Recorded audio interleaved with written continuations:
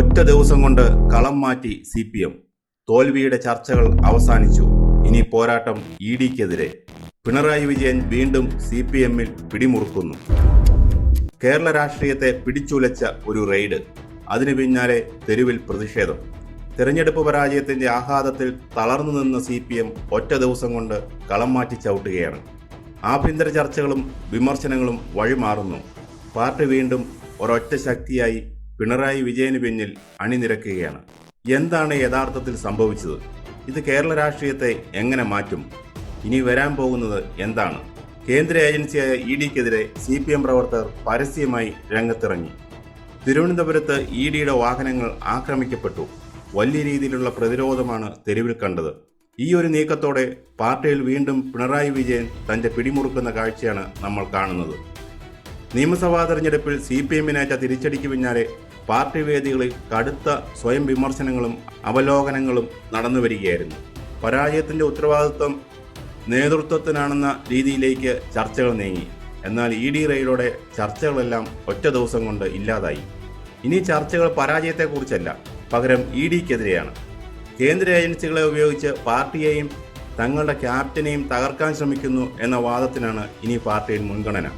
ഇതിനോടകം തന്നെ CPM ഒരു പുതിയ ആരോപണം മുന്നോട്ട് വച്ചിട്ടുണ്ട്. ഈ റെയ്ഡിന് പിന്നിൽ കോൺഗ്രസിന്റെ പിന്തുണയുണ്ടെന്നാണ് പാർട്ടിയുടെ വാദം. PD സതീശൻ ഡൽഹിയിലെത്തി നരേന്ദ്രമോദിയെയും അമിത്ഷായെയും കണ്ടതിന് പിന്നാലെയാണ് ഈ റെയ്ഡ് നടന്നതെന്നാണ് CPM ആരോപിക്കുന്നത്.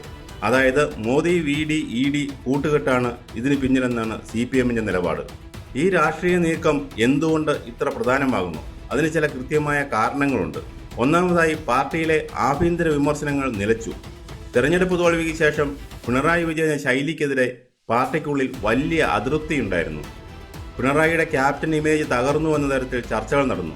എന്നാൽ ED വന്നതോടെ പാർട്ടിക്കും ക്യാപ്റ്റനും നേരെ ആക്രമണം ഉണ്ടാകുന്നു എന്ന വികാരം ഉണ്ടായി.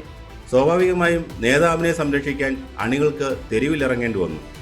രണ്ടാമതായി, രാഷ്ട്രീയ ശത്രുവിനെ മാറ്റാൻ കഴിഞ്ഞു. തോൽവിക്ക് കാരണം പാർട്ടിയുടെ വീഴ്ചകളാണെന്ന ചിന്തയിൽ നിന്ന് കേന്ദ്ര സർക്കാരാണ് തങ്ങൾ ശത്രുവെന്ന ചിന്തയിലേക്ക് അണികളെ മാറ്റാൻ CPMന് കഴിഞ്ഞു. മൂന്നാമതായി, പ്രതിപക്ഷ നേതാവിൻ്റെ റോള്. ഇവിടെയാണ് മറ്റൊരു പ്രധാന കാര്യം വ്യക്തമാകുന്നത്.